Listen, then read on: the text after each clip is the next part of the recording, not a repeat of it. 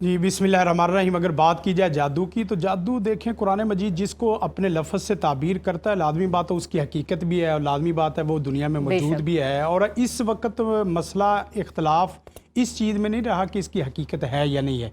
अब यह है कि ये जादू किस हद तक वार कर सकता है और किस हद तक मुतासर कर सकता है।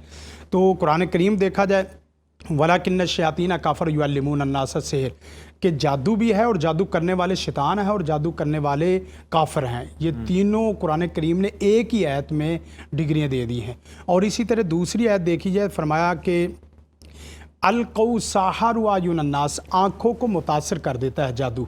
और इसी तरह कुरान करीम की एक तीसरी आयत देखी जाए, वमिन शर्रि नफ्फासाति फिल उक़द वमिन शर्रि हासिदिन इज़ा हसद, हासिदीन के हसद से पनाह की और जादूगरों के जादू से पनाह की।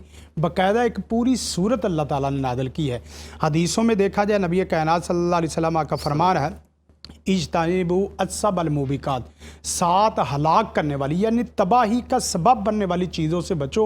उनमें से नंबर 1 अश्शिरकु बिल्लाह और नंबर 2 अस्सिहर, जादू करना, कराना और जादू के लिए पूरा माहौल बनाना।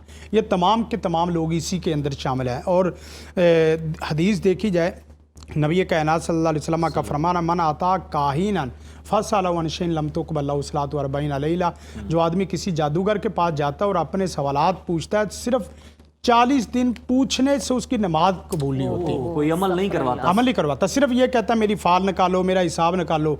जिस तरह लोग सितारों से हिसाब बता रहे हैं, सितारों से तकदीर बता रहे हैं, ये सारे इल्म नजूम में आते हैं। और इसी तरह एक हदीस है, मन अता काहिनन फसद्दक़ बिमा यक़ूल फ़क़द कफ़र बिमा उनज़िला अला मुहम्मदिन सल्लल्लाहु अलैहि वसल्लम। अगर सवाल करने के बाद उसके नुस्खे और उसकी अमलियात को इस्तेमाल करना शुरू हो जाए जो जादूगर है, तो नबी कायनात सल्लल्लाहु अलैहि वसल्लम ने फरमाया कि वो आदमी काफिर हो जाता है। कितनी ख़तरनाक बात। गोया कि जादू हकीकत रखता है, जादू कुफरिया अमल है, जादू शैतानी अमल है और जादू हलाकत में, तबाही में डालने वाला है।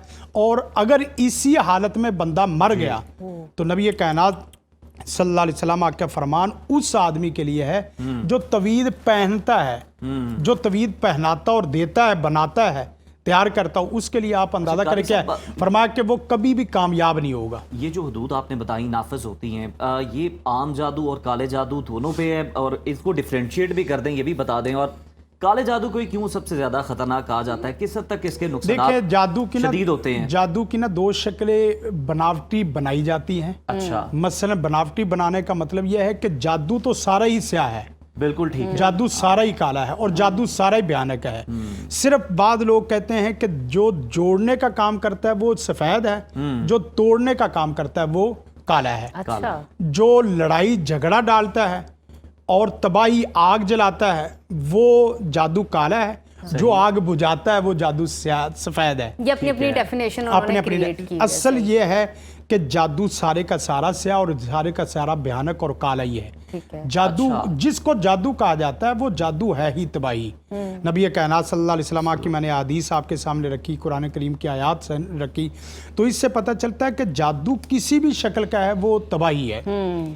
रही बात यह कि काले सफ़ेद से अपने आप को चोर दरवाजे खोलने वाली बात है। अच्छा कारी साहब, ये बताइए कि जादू हम इंसानी जहन पर, जिस्म पर, रिश्तों पर, रोज़मर्रा की ज़िंदगी पर किस तरह के असरात मुरतब करता है? बहुत सारे लोगों से सुनते हैं कि रिश्ते टूट जाते हैं, बीमार हो जाते हो आप।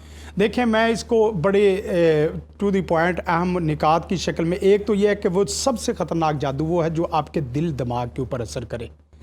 और इसी से 2 चीज़ें हैं, अगर जिस्मानी तौर पे आपके दिल दिमाग को खाता है, मुस्तकिल आपको तबाही में डालता है, ये बहुत ख़तरनाक है। और एक वो है जो आपका जादू नज़रिया खा जाता है, आपकी डायरेक्शन तोड़ता है जी। और एक जादू वो है जो आपका जिस्म तोड़ता है।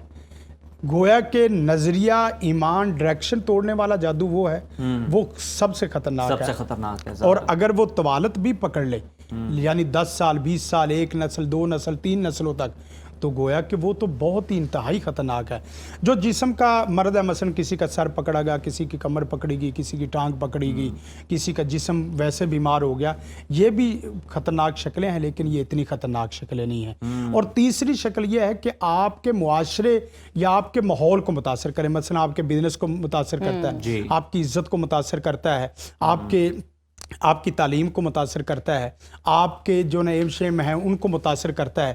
گویا کہ اس کا تعلق آپ کے جسم سے نہیں ہے لیکن آپ کو متاثر کر رہا ہے، بالکل خطرناک ٹھیک. ہے. قاری صاحب کچھ باتیں جو ہم بہت سنتے آ رہے ہیں بچپن سے ان کو ڈسکس کر لیتے ہیں. جس طرح کہتے ہیں کہ جنات خواتین پر عاشق ہو جاتے ہیں، قبرستان نہیں جانا چاہیے انہیں، اور کھلے بالوں کے ساتھ نہیں نکلنا چاہیے، آندھی میں اس طرح سے ان پہ ہو جاتے ہیں اثرات.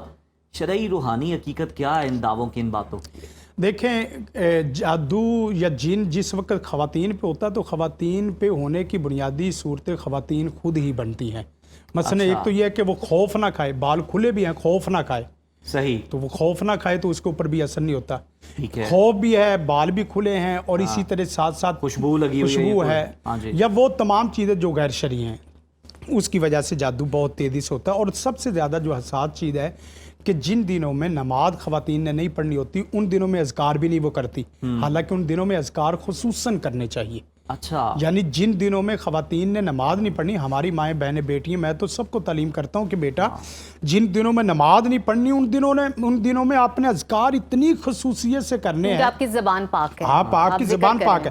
آپ فجر کے وقت اٹھیں، آپ فجر کے وقت نماز نہ پڑھیں، فجر کے وقت اذکار کریں. زور کے وقت اٹھیں آپ اذکار کر دیں، عصر کے وقت اٹھیں آپ اذکار کریں. اور اسی طرح اپنی بندگی کا اظہار تو بندگی کا اظہار تو کریں. کمال، بہت اچھی بات. اچھا بالکل. قاری صاحب یہ بھی بتائیے کہ اگر جس طرح لوگوں کو نا بڑا وہم ہوتا ہے، ڈفرینشیٹ نہیں کر پاتے دو چیزوں میں، کالے جادو میں اور جنات کے سائے میں، ہم کس طرح ایک عام انسان کیسے فرق کر سکتا ہے کہ یار اس پہ کالا جادو ہوا ہے یا کسی جن کا سایہ ہے؟ جن کا سایہ تو عام طور پہ بولنا شروع ہو جاتا ہے.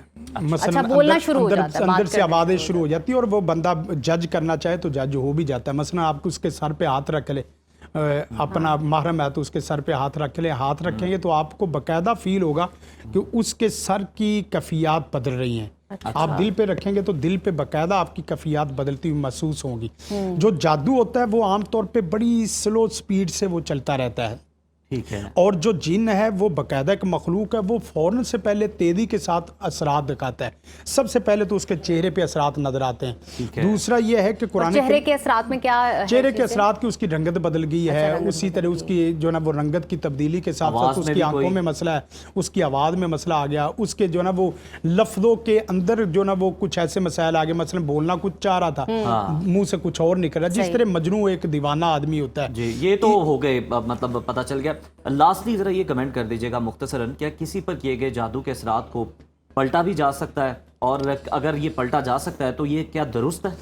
دیکھیں جادو کو پلٹنے کے لیے نیت آپ کی بہت ضروری ہے. مثلا آپ کہیں ایک جملہ بولتا ہوں، یا اللہ میں صرف تیری رحمت فضل کرم کا محتاج ہوں، مجھے نہیں پتا کہ میرا مسئلہ کیا ہے، میرا مرض کیا ہے، میرا مرض اور مسئلہ جہاں سے آ رہا ہے پیارے سونے رب تو جانتا ہے، وہاں لٹا دے اور ساتھ پڑھائی شروع کر دے. آپ پھر نظر رکھے خاندان، دوست، احباب، ان لوگوں کے اوپر جو آپ کو کرنے والے ہیں وہ کیسے پریشان ہوتے ہیں. بالکل ٹھیک ہے، بالکل ٹھیک. بہت شکریہ قاری صاحب، بڑی اچھی آپ نے ہماری رہنمائی کی. اللہ تعالیٰ ہم سب کو اس طرح کے اثرات سے محفوظ